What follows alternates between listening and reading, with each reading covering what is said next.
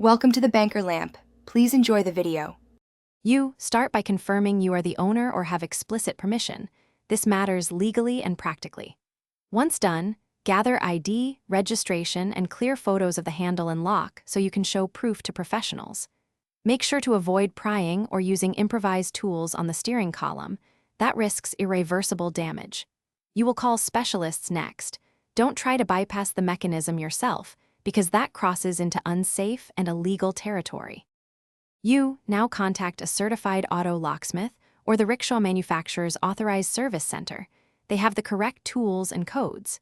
Explain the situation and send photos of the handle, lock, and vehicle documents.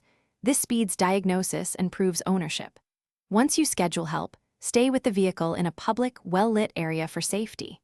If the locksmith asks for serial numbers or immobilizer details, provide them only after verifying credentials. This prevents you. Let the trained technician complete the unlocking or controlled repair. They'll restore function without harming the steering column. Once done, test the handle gently and review any replacement parts or codes used and get a written receipt.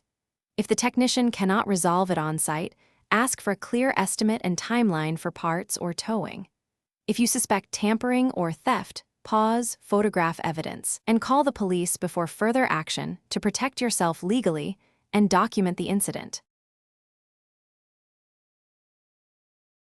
Thanks for watching. If this was helpful, leave a like and consider subscribing. See you next time.